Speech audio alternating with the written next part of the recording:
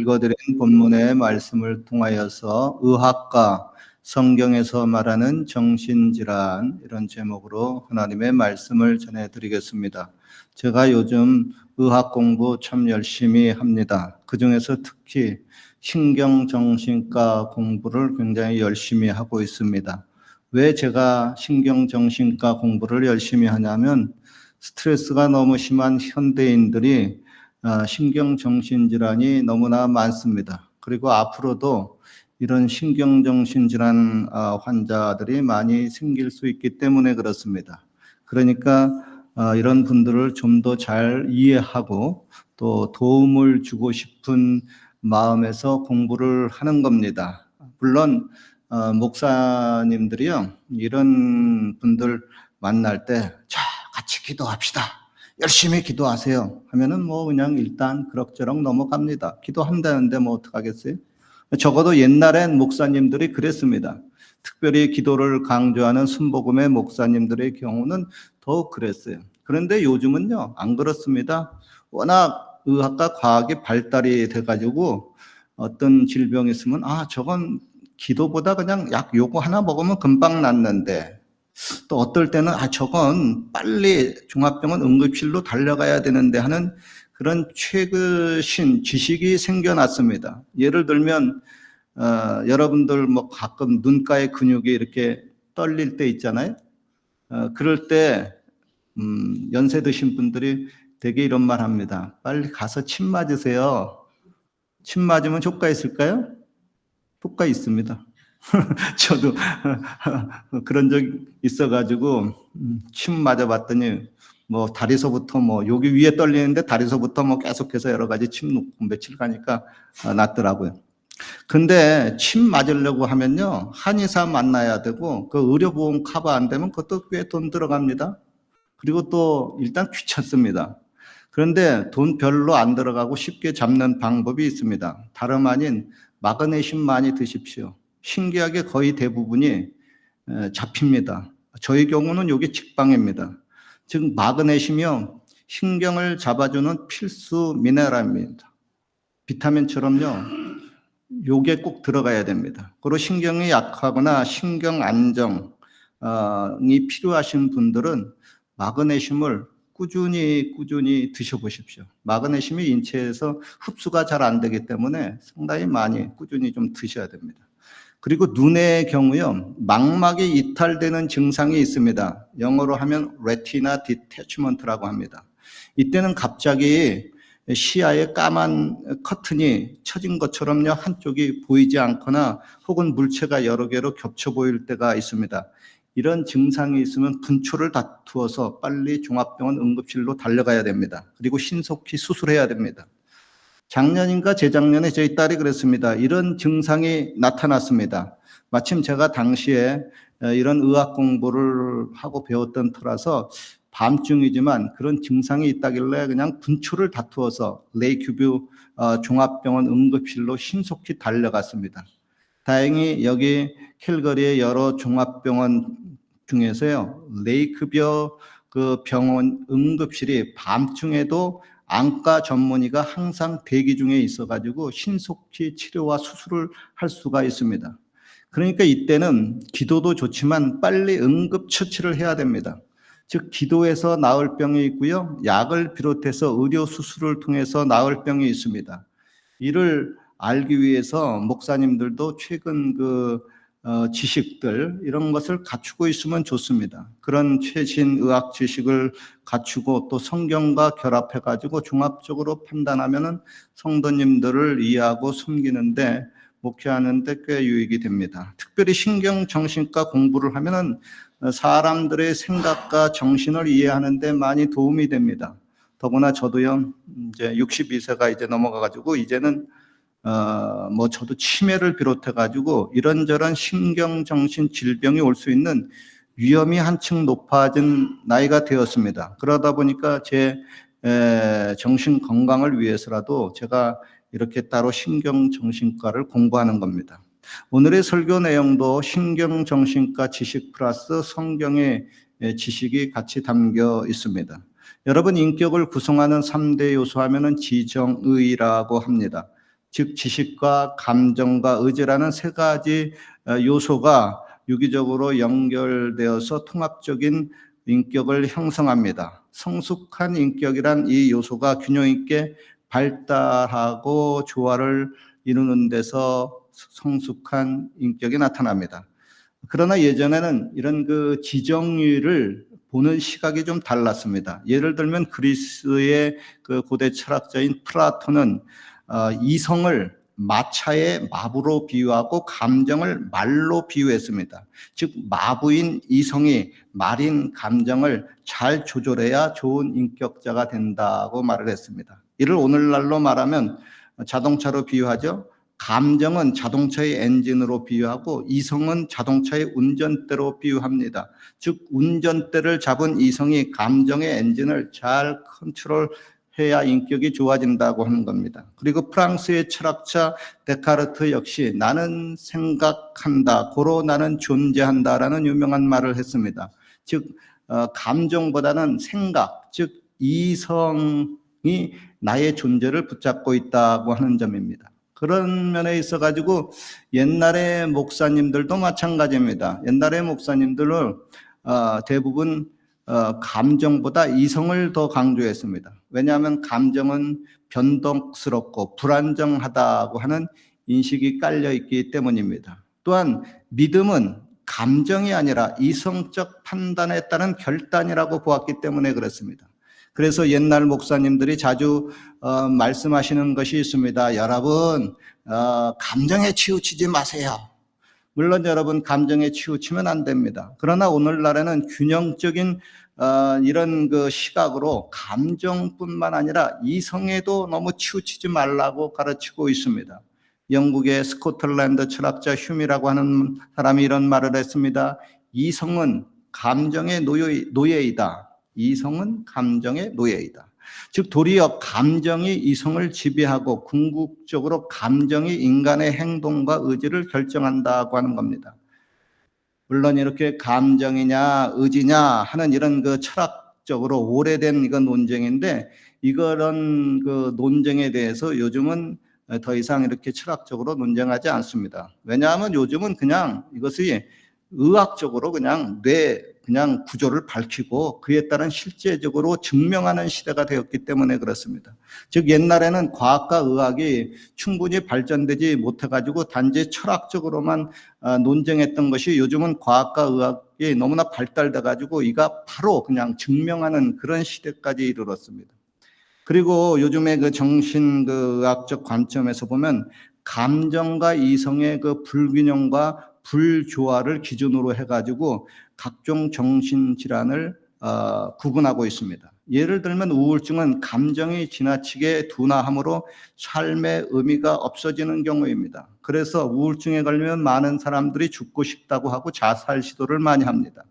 반면에 우울증의 반대인 조증은 감정이 너무 지나쳐서 비정상적으로 기분이 막 고양되고 충동과 흥분에 빠지는 경우입니다. 그리고 양극성 장애라고 하는 조울증은 감정이 극도로 흥분되거나 반대로 감정이 극도로 다운되는 것이 이것이 반복적으로 나타나는 질환입니다. 즉 감정의 기복이 매우 심한 질환입니다.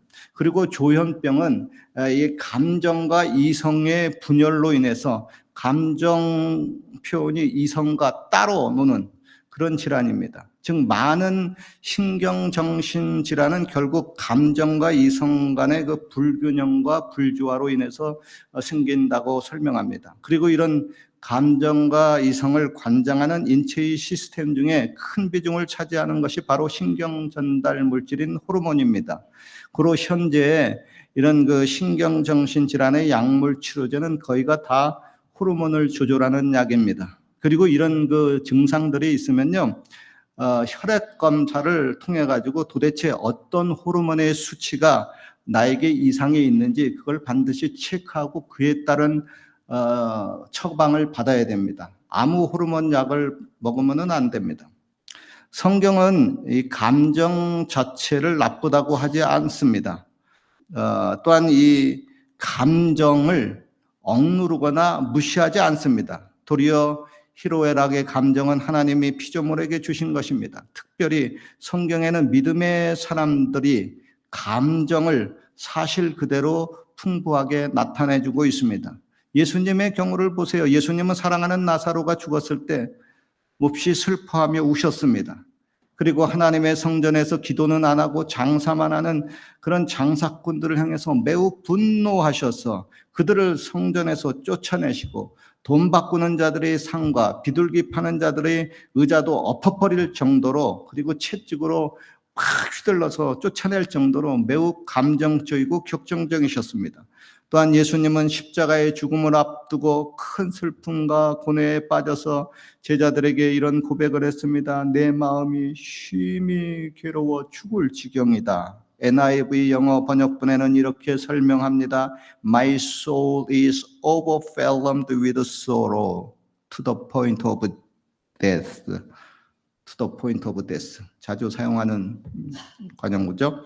다윗의 경우를 봅시다. 그는 시편에서 우리가 보기에도 너무 민망할 정도로 자신의 감정을 적나라하게 나타나고 있습니다. 거기에는 기쁨도 있고 분노도 있고 슬픔도 있고 절망도 있고 감사도 있고 심지어 저주까지 거의 모든 감정을 그대로 표현하고 있습니다. 그래서 시편은 인간 감정을 하나님께 토로하는 기도로 가득 차 있습니다.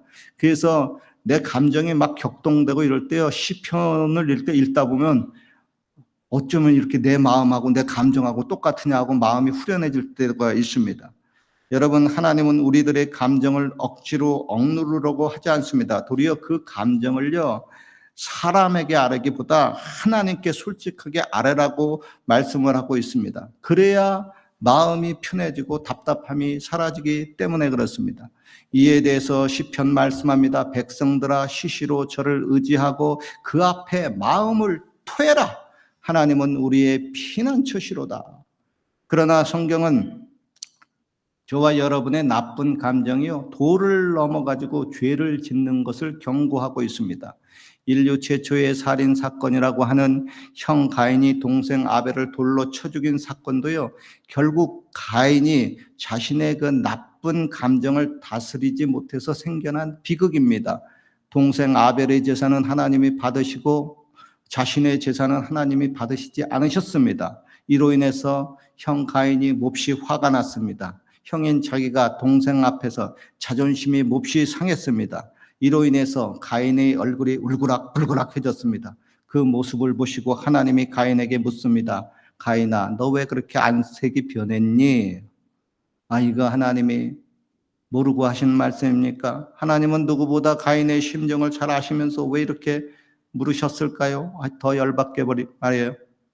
하나님이 그 가인을 동생 앞에서 좀 자존심 좀 세워주고 좀 체면을 세워줬으면 좋았을 텐데, 그러면 살인 사건도 안 났을 테고, 하나님 도대체 왜 그러셨어요? 하고 좀 물어보고 싶어요.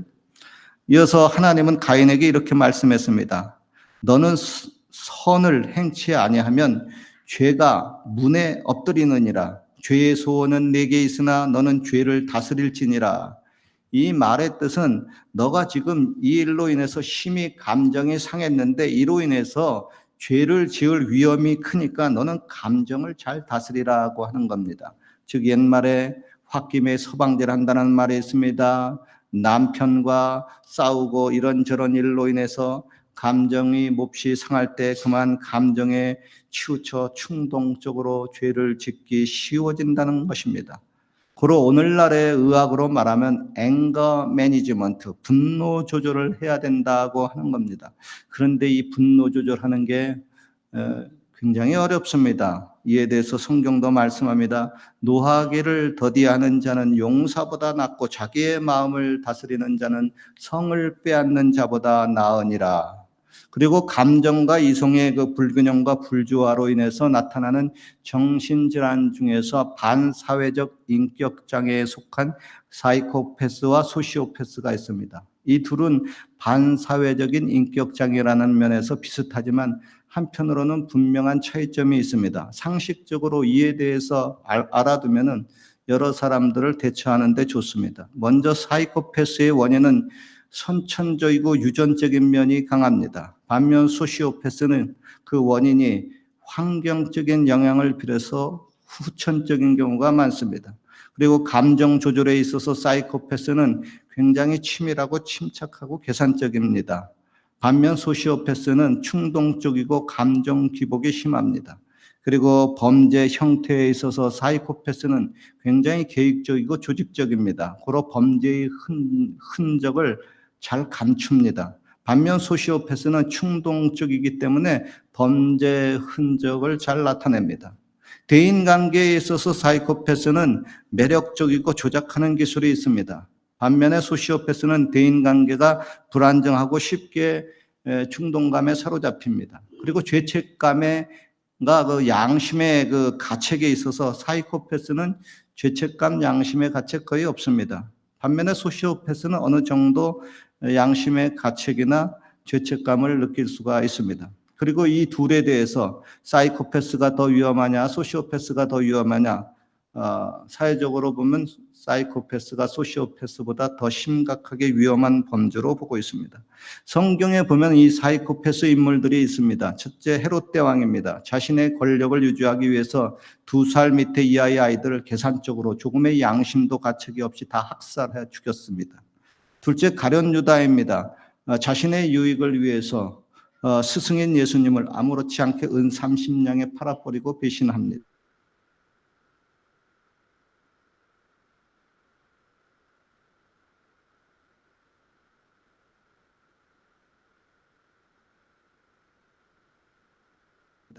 또한 성경에 보면 인물도 있습니다. 첫째 삼손입니다. 삼손은 충동적이고 감정기복의 감정과 욕망을 조절하지 못했습니다. 둘째 이 소시오패스 인물 중에 하나는 사울왕입니다. 질투와 불안한 감정에 휘둘려서 순간순간 자기의 사회인 다윗을 죽이려고 합니다. 성경은 이러한 그 사이코패스적 범죄자인 가룟 유다와 또 소시오패스적인 범죄자인 사울왕에 대해서 그들이 그러한 범죄가 사탄이 들어가서 그들의 이성과 감정을 충동했기 때문이라고 서술하고 있습니다. 또한 가인이 동생 아벨을 죽인 것도 그가 사탄에게 속했기 때문이라고 말을 합니다. 그러니까 현대의학에서 보는 그 정신질환의 그 원인과 성경에서 보는 정신질환의 그 원인이 상당히 크게 차이가 있습니다. 물론 그 헤롯 대왕이나 삼손의 경우는 사탄이 들어가서 그런 범죄를 저질렀다고 하지 않습니다. 이런 경우는 현대 정신의학으로 해석하면 됩니다. 굳이 사탄과 귀신까지 연결시킬 필요가 없습니다. 즉 사탄이나 귀신과 같이 영적 존재를 인해서 정신질환이 생겼으면 사탄과 귀신을 쫓아내면서 기도로 고쳐야 되고요. 그렇지 않고 일반적인 정신질환이면 의학과 과학의 힘을 빌어서 고치면 됩니다. 그리고 이를 같이 병행하면 더 효과가 좋겠죠. 그리고 정신 신경학을 공부하다 보면 경계선 성격 장애나 경계선 지능 장애라는 것이 있습니다. 즉 신경정신 질환 환자와 그렇지 않은 정상적인 사람의 경계에 있는 사람을 가리킵니다. 어찌 보면 정신이 정상적인 것 같기도 하고 또 정신신경이 병든 것 같기도 하고 자폐나 바보 같기도 하고 이거 아닌 것 같기도 하고 상황과 때에 따라서 아주 애매모호한 경계선 상태에 있는 사람들을 가리킵니다. 이들에 대해서 성경적인 표현을 쓰면은 신앙과 인격이 성숙하지 못한 미성숙한 신자들이라고 이렇게 말을 합니다. 이런 경계선 특별히 성격 장애가 있는 사람이 공동체에 들어오면 어떤 일이 일어날까요? 개인뿐만 아니라 공동체에 강력한 정서적 영향을 끼치게 됩니다. 즉 공동체가 힘들어집니다. 왜냐하면 이런 분들의 특징은 사소한 일에도 자기 감정을 표현하기 때문에 그렇습니다. 그리고 공동체에 분란이 자주 일어납니다. 그리고 특정한 인물을 좋아하고 영웅시하다가도 하루아침에 마음이 변해서 극도로 싫어하기도 합니다. 또한 갑자기 친밀하다가도 갑자기 관계를 끊기도 합니다. 그리고 이분법적인 사고를 잘합니다. 예를 들면 A는 무조건 좋은 사람, B는 무조건 나쁜 사람 이런 식의 사고를 합니다. 그리고 이런 사람은 네 편 내 편 편가르기로 인해서 공동체가 분열되기도 합니다. 그리고 갈등이 생기면 자기는 무조건 피해자로 생각하고 상대는 무조건 가해자로 묘사를 합니다. 그리고 자세한 상황을 모르는 사람들로부터 자신은 동정심을 받고 반대로 상대방에게는 적대감을 받게 합니다. 그로 이런 경계선 성격 장애자와 직접적으로 상대하는 그런 그 공동체 내의 그 상대방은 참으로 나쁜 사람으로 몰리게 됩니다. 그러니까 미치고 환장할 일입니다. 세상 말로. 도저히 공동체 안에서 같이 있기가 힘들어집니다. 그렇다고 여러분 공동체를 떠나거나 시험 들 필요 없고 너무 걱정할 필요 없습니다. 사람은 감당하지 못하지만 하나님은 감당하실 수가 있습니다. 끝까지 인내하고 사랑하면 하나님은 결국 합력하여 선을 이루게 만들어 주십니다. 그리고 이런 경우도 있어요. 감정과 이성에 전혀 문제가 없습니다. 사이코패스도 아니고 소시오패스도 아니고 경계선 장애 같지도 않습니다. 아주 심히 애매모호한 경우가 있어요. 도리어 표면적으로 보면은 도덕적이고 성숙해 보이기까지 합니다. 인간관계도 겉으로 보기에 좋아 보입니다. 그런데 하나님이 매우 싫어해서 하나님께 버림을 당하는 사람입니다. 성경에 보면 이런 사람이 자주 나타납니다. 누구죠? 예수님 당시에 바리새인입니다. 그들은 스스로 구별되었다고 합니다. 남들에 비해서 나름대로 우월감이 상당히 셉니다. 나르시스트 자기애적 성격장애 기질이 상당히 강합니다. 성경적으로 이런 사람을 가르쳐서 교만한 사람이라고 합니다. 예수님은 이런 교만한 사람을 향해서 회칠한 무덤, 외식하는 자, 지옥의 자식이라고 아주 강하게 비난하고 있습니다. 이런 사람들의 특징은 겉은 선하지만 중심이 좋지 않은 사람입니다. 즉 마음의 동기와 목적이 순수하지 않습니다. 하나님을 믿는다고 하지만 하나님의 영광보다 자기가 더 우선입니다. 더 나아가서 하나님의 뜻을 따른다고 하지만 그건 착각인 경우가 많습니다. 그리고 그런 착각으로 인해서 하나님의 뜻과 반대의 길을 계속해서 가게 됩니다. 결국 회개하지도 못하고요. 하나님께조차 버림을 당하고 맙니다. 그러니까 교만한 사람은 그 어떤 정신질환 환자보다 추위가 가장 안 좋습니다. 오죽하면 성경에 그런 교만한 사람에 대해서 이렇게 말합니다. 교만은 패망의 선봉이요 거만한 마음은 넘어짐의 앞잡이니라. 여러분 말세에는 고통하는 시대가 온다고 이미 2000년 전에 성경이 예언을 하고 있습니다. 그 고통의 여러 원인 중에 가장 큰 원인이 사람들의 비정상적인 감정과 이성입니다. 오늘날의 의학 표현으로 말하면 바로 정신신경 질환입니다. 이에 대해서 본문에 이렇게 말씀하고 있습니다. 말세에 고통하는 때가 이르르니 사람들은 자기를 사랑하며 무정하며 원통함을 풀지 아니하며 참소하며 절제하지 못하며 사나우며 선한 것을 좋아하니하며 배반하여 팔며 조급하며 자고하며 쾌락을 사랑하기를 하나님 사랑하는 것보다 더하며. 보십시오. 이게요 현대의 정신의학적으로 보면은 모두가 다 정신질환 환자들에게 나타나는 증상들입니다. 즉 말세에는 이렇게 정신적으로 병든 사람이 많이 생긴다는 겁니다. 이게 사탄과 귀신에 사로잡혀서 그렇게 된 경우도 있고요. 혹은 인격이 미성숙해서 그런 경우도 있고요. 또 신경정신질환 때문에 그렇게 될 수도 있고요. 환경의 영향 때문에 그렇게 될 수도 있고요. 복합적인 원인이 와서 그런 경우도 있고 또 다른 원인이 있을 수가 있습니다. 아무튼 말세인 요즘은 이런 환자들을 많이 접하게 됩니다. 이럴 때 예수님이 말씀합니다. 건강한 자에게는 의원이 쓸데없고 병든 자에게야 쓸데있다. 내가 의인을 부르러 온 것이 아니라 죄인을 부르러 왔다 그랬습니다. 즉 예수님이 이런저런 환자들을 위해서 이 땅에 오셨다는 겁니다. 그리고 그들을 다 고쳐주신다고 하는 겁니다. 물론 세상의 의사도 이들을 치료하지만 우리도 치료자 되시고 의원 되시는 예수님과 같이 이들을 잘 이해하고 이들의 치료를 위해서 같이 기도해주고 끝까지 인내하고 잘 보살펴 줘야 되겠습니다. 그래서 너도 건강하고 나도 건강하고 다 같이 행복해지면 좋겠습니다.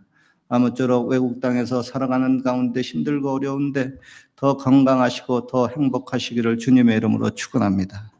기도드리겠습니다. 하나님 아버지, 성경에 예언한 대로 인간의 이성과 감정과 정신과 인격이 극도로 스트레스로 인해서 병든 시대가 왔습니다. 이로 인해서 개인도 힘들고 가정도 사회도 국가도 교회도 많이 힘든 모습을 봅니다. 그러나 우리들의 모든 병을 치료하시는 예수님께 왔사오니 예수님 고쳐주십시오. 예수님 또 고쳐주십시오. 예수님 이름으로 기도합니다. 아멘. 우리 말씀을 생각하면서 예수님 고쳐주세요. 고쳐주세요. 고쳐주세요.